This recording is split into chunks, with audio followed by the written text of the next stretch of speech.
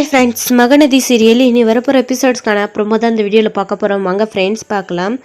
இப்போது இங்கே விஜய் வந்துட்டு இதுக்கு மேலேயும் நம்ம இங்கே வெயிட் பண்ணக்கூடாது. காவேரிக்கு அங்கே என்ன ஆச்சுன்னு தெரியல, பசுபதி என்ன பிரச்சனை பண்ணிகிட்ருக்கான்னு தெரியல, நாம் அங்கே போய் என்ன ஏதுன்னு பார்க்கணும் அப்படின்னு சொல்லிட்டு விஜய் வந்து இதுக்கு மேலேயும் வெயிட் பண்ணக்கூடாது அப்படின்னு நிவினுக்கு கால் பண்ணுறாங்க. நிவினுக்கு கால் பண்ணி அங்கே என்ன நடக்குது அப்படின்னு கேட்டு விசாரிக்கிறாங்க.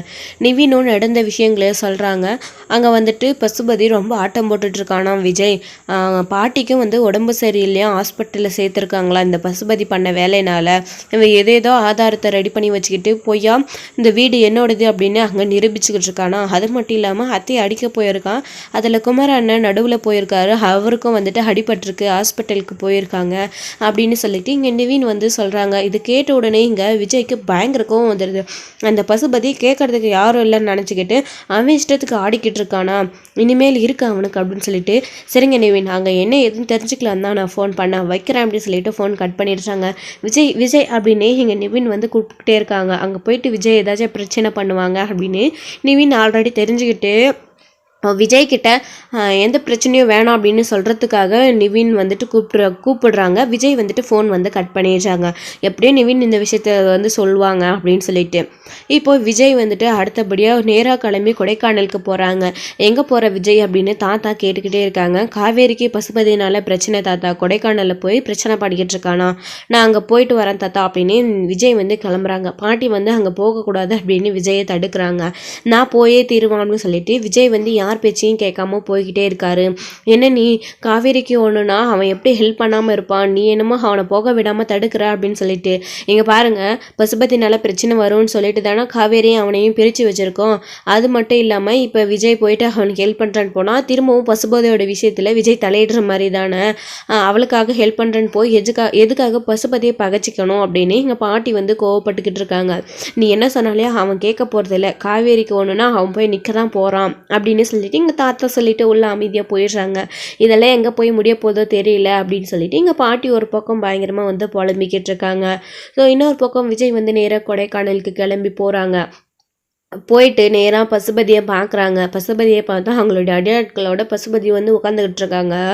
வாப்பா விஜயே, என்ன இன்னும் ஆளையே காணோன்னு நான் எதிர்பார்த்துக்கிட்டே இருந்தேன், எப்படி கரெக்டாக என்ட்ரி கொடுக்குறியே, என்ன கொஞ்சம் முன்னாடியே வருவேன்னு எதிர்பார்த்தேன், ஆனால் கொஞ்சம் லேட்டாக வந்திருக்க அப்படின்னு சொல்லிட்டு இங்கே பசுபதி வந்து நக்கலாக பேசிக்கிட்டு இருக்காங்க.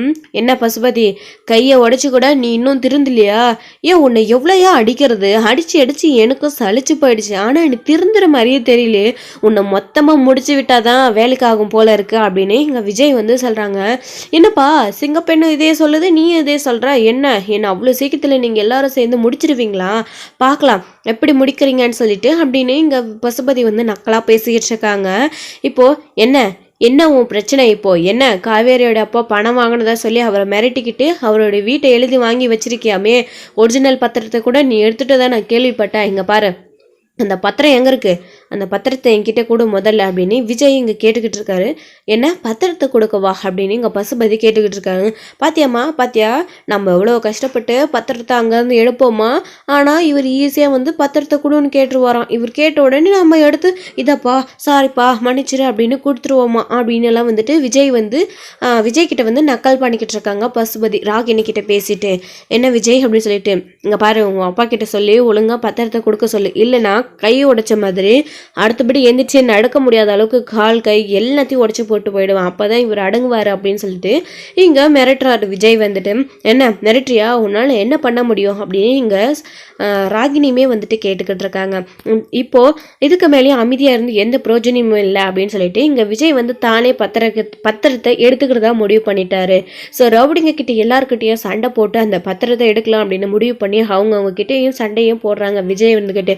இதில் எல்லாரையும் அடித்து துவைச்சு முடிச்சுட்டு பசுபதி கிட்ட போகிறாரு விஜய். பசுபதி இப்போ பத்திரத்தை கொடுக்கவா இல்லை இன்னொரு கையும் உடைக்கவா அப்படின்னு சொல்லிட்டு விஜய் வந்துட்டு பசுபதியோட கையை முறுக்கிக்கிட்டு இருக்காரு. வேணா விஜய், இது எனக்கும் காவேரிக்கும் இருக்கிற பிரச்சனை, நீ இதில் தலையிடாத அப்படின்னு இங்கே பசுபதி வந்து சொல்லிக்கிட்டு இருக்காங்க. காவேரி என்னுடைய மனைவி, அவளை விட்டு நான் எப்படி பிரிஞ்சிருவேன்னு நினைக்கிறேன், அவளுக்கு ஒன்றுனா எனக்கும் அது பிரச்சனை தான், என்ன அவளை மிரட்டினா வேற என்ன மிரட்டினா வாரியா அப்படின்னு சொல்லிட்டு இங்கே விஜய் வந்து பார்த்தீங்க அப்படின்னா இங்கே வந்து கேட்டுக்கிட்டு இருக்காங்க பசுபதி கிட்ட. பாரு விஜய், என் அப்பாவை வீட்டுரு அப்படின்னு சொல்லிட்டு, ஏய் இங்க பாரு, தேவையில்லாம நீ இதுல குறுக்க தலையிடாத, நீ கிளம்பி பக்கம் போய்கிட்டே இரு, இல்லைன்னா உன் அப்பனுக்கு அடுத்தது உனக்கு வேணும் அப்படின்னு சொல்லிட்டு, இங்கே அப்புறமா வேணாம் நீ போ நான் பார்த்துக்கிறேன் அப்படின்னு சொல்லிட்டு இங்கே பசுபதி வந்துட்டு ராகினி கிட்ட சொல்கிறாங்க.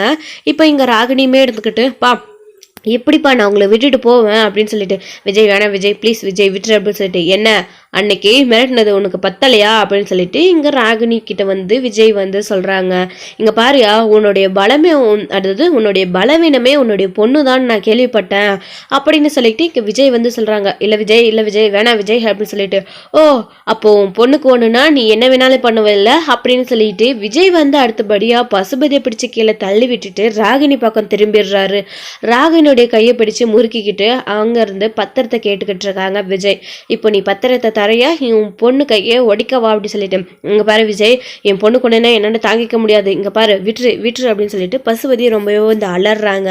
இப்போ பத்திரத்தை தர முடியுமா முடியாதா அப்படின்னு சொல்லிட்டு, என்ன இப்போ பத்திரம் தானே கொடுத்துட்றேன் அப்படின்னு சொல்லிட்டு இங்கே பசுபதி போயிட்டு பத்திரத்தை எடுத்துகிட்டு வந்து கொடுக்குறாங்க. இது ஒரிஜினல் தானே அப்படின்னு சொல்லிட்டு, ஆமாம் இது ஒரிஜினல் தான் என் பொண்ணை விட்டுரு அப்படின்னு சொல்லிட்டு, இல்லை இதே மாதிரி வேற ஏதாச்சும் காப்பி எடுத்து வச்சுக்கிட்டோ இல்லை இதுக்கு முன்னாடி ஒரு ஏதோ பணம் கொடுத்ததா சொல்லி கையெழுத்து போட்டாருன்னு சொல்லி ஒரு பேப்பர் வச்சிருந்தாமே அதையும் கொடு அப்படின்னு சொல்லிட்டு, விஜய் அது எதுக்கு உனக்கு தான் பத்திரம் கிடைச்சிருச்சுல்ல என் பொண்ணு விட்டுரு அப்படின்னு சொல்லிட்டு, என்ன அதை வச்சு திரும்பவும் பிளாக்மெயில் பண்ணலான்னு நினைக்கிறியா, உன்கிட்ட காவேரியை மிரட்டுறதுக்கான எந்த ஒரு ஆதாரமும் இருக்கக்கூடாது, இப்போ அது நீ கொடுக்க போறியா இல்லையா அப்படின்னு சொல்லிட்டு இங்கே விஜய் வந்து பசுபதி கிட்ட மிரட்டிக்கிட்டு ராகினி வச்சே 2 பத்திரத்தையும், அதாவது ஒன்று ஒரிஜினல் ஒன்று டூப்ளிகேட், அதாவது பணம் கொடுத்ததா சொல்லி எழுதி வச்சிருந்த அந்த பேப்பரையும் வாங்கி அவங்க கண் முன்னாடி கிழிச்சு போட்டுடுறாங்க. பத்திரத்தை மட்டும் கையில் எடுத்துக்கிறாங்க விஜய்.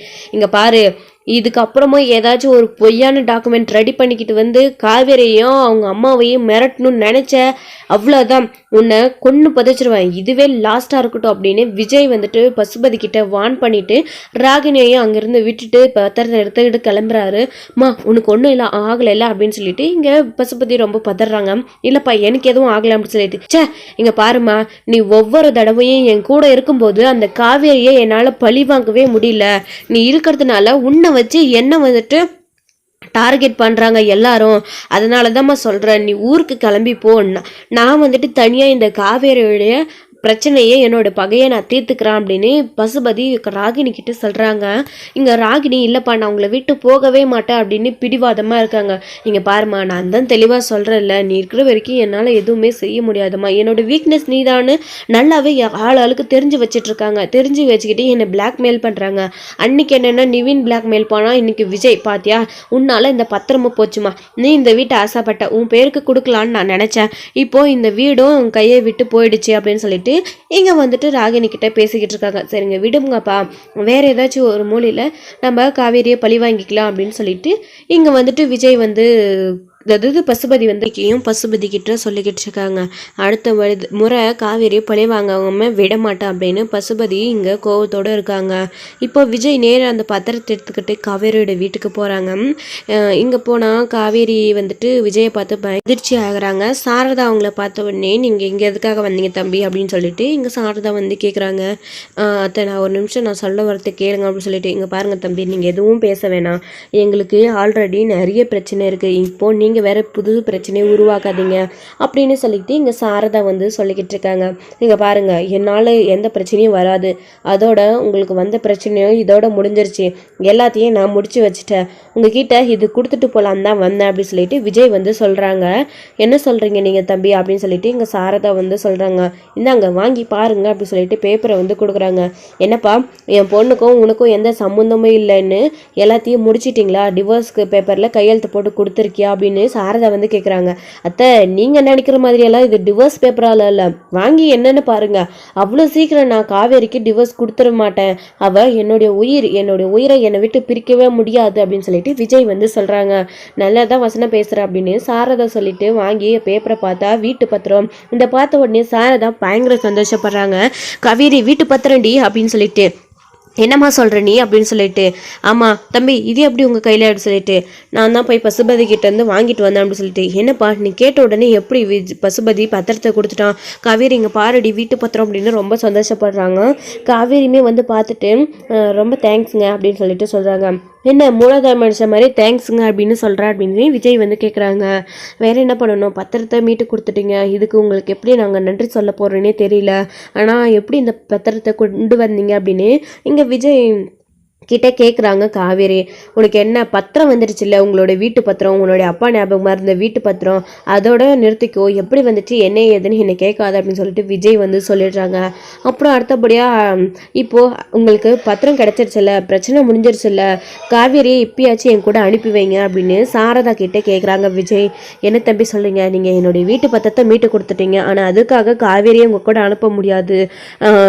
சொல்லப்போனால் காவேரியை உங்கள் கூட அனுப்பி வச்சா உங்களுக்கு தான் அது சிக்கல் பிரச்சனை, வேணா விஜய் அப்படின்னு இங்கே வந்துட்டு சாரதா சொல்கிறாங்க. ஏன் எல்லாரும் இப்படி பயப்படுறீங்க, என் வீட்டுக்கு காவேரி அனுக்கிறதுல உங்களுக்கு என்ன தம்பி பிரச்சனை, என்ன ஏதுன்னு சொல்லுங்க அப்படின்னு சொல்லிட்டு இங்கே விஜய் வந்து கேட்டுக்கிட்டே இருக்காங்க எல்லார்கிட்டையும். இல்லை விஜய், அதை மட்டும் எங்ககிட்ட நீங்கள் எதுவுமே கேட்காதீங்க, நான் தான் உங்ககிட்ட ஏற்கனவே சொல்லியிருக்கேன்ல, பசுபதினால உங்களுக்கு பிரச்சனை வரும், அதனால தான் அப்படின்னு சொல்லிட்டு இங்கே பாரு காவேரி, சும்மா இந்த சில்லியான காரணத்தெல்லாம் என்கிட்ட சொல்லிக்கிட்டு இருக்காது அப்படின்னு இங்கே விஜய் வந்து கோவப்படுறாங்க. இங்கே பாருங்கள் தம்பி, என் பொண்ணு சொல்லிட்டால, என் வீட்டு பத்திரத்தை மீட்டு கொடுத்துட்டீங்க, அதுக்காக ரொம்ப சந்தோஷம், ஆனால் என் பொண்ணு மட்டும் அனுப்பி வைக்க சொல்லி கேட்காதீங்க அப்படின்னு சொல்லிட்டு இங்கே விஜய் கிட்ட வந்து சாரதா வந்து சொல்லிடுறாங்க. இங்கே பாருங்கள், இன்னைக்கு இல்லைனாலும் என்னைக்காச்சும் கண்டிப்பாக நான் காவேரி இங்கேருந்து கூட்டிகிட்டு போயே தீருவேன், இது நடக்க தான் போகுது காவேரி, நான் உனக்கு கொடுத்த மாதிரி இன்னும் ஒரு நாள் டைம் இருக்குது, நல்லா யோசிச்சுக்க, அதுக்கப்புறம் நான் சொன்ன மாதிரி யார் தடுத்தாலும், அதான் நீங்களே தடுத்தாலும் நான் காவேரி இங்கேருந்து கூட்டிகிட்டு போய்கிட்டே இருப்பேன் அப்படின்னு இங்கே விஜய் வந்து சொல்லிட்டு அங்கேருந்து சவால் விட்டுட்டு கிளம்பி போயிடுறாங்க. இப்போ இங்கே என்னம்மா பத்திரம் கிடச்சிருச்சு உனக்கு சந்தோஷமா அப்படின்னு காவேரி கேட்டுக்கிட்டு இருக்காங்க.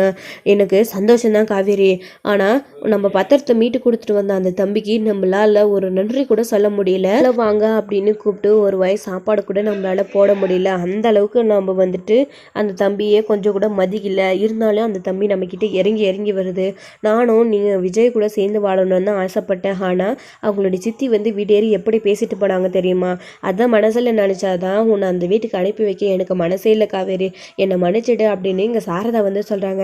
அம்மா என்னம்மா நீ என்கிட்ட நீ மன்னிப்பு கேட்டுக்கிட்டு, இங்கே பாரும்மா, நீ அனுப்பி வச்சுருந்தாலும் நான் அந்த வீட்டுக்கு போயிருக்க மாட்டேன், ஏன்னா அவங்களோட சித்தி மட்டும் இல்லை அவங்களுடைய பாட்டியும் வந்து என்கிட்ட பார்த்து இங்கே அவங்க சித்தி பேசின விஷயத்தை தான் என்கிட்ட அவங்களும் பேசிட்டு போனாங்க, அதனால் நானே போகக்கூடாதுன்னு முடிவு எடுத்துட்டேம்மா, விஜய் நல்லா இருந்தால் போதும்னு நானும் முடிவு பண்ணிட்டேன் அப்படின்னு. என்ன காவேரி இது, ஏன் நம்மளுடைய லைஃப்பில் மட்டும் எப்படி எல்லாம் சுற்றி சுற்றி நடந்துக்கிட்டே இருக்கு, நம்ம நிம்மதியாகவே இருக்க முடியாதா, பாட்டி ஒரு பக்கம் இப்போது உடம்பு சரியில்லாமல் படுத்திருக்காங்க அந்த பசுபதி பாவினால், இப்போ எப்படியோ நம்மளுக்கு பத்திரம் கிடச்சிருச்சு, ஆனால் அந்த தம்பி நல்லா இருக்கணும் காவேரி, நம்மளால் அந்த தம்பிக்கு அவங்க நினைக்கிற மாதிரி எந்த ஒரு பிரச்சனையும் வந்துடக்கூடாது அப்படின்னு. சரிம்மா அப்படின்னு சொல்லிட்டு இங்கே சாரதா கிட்ட காவேரியும் வந்து பார்த்தீங்க அப்படின்னா பேசிக்கிட்டு இருக்காங்க. ஸோ இதோட இந்த எபிசோடு வந்து முடிச்சிருக்காங்க. நாளைக்கான எபிசோட்லையும் என்ன நடக்குது அப்படின்ட்டு வெயிட் பண்ணி நெக்ஸ்ட் வீடியோவில் பார்க்கலாம் ஃப்ரெண்ட்ஸ். பை. இந்த வீடியோ உங்களுக்கு பிடிச்சிருந்தா லைக் பண்ணுங்கள், ஷேர் பண்ணுங்கள், கமெண்ட் பண்ணுங்கள்.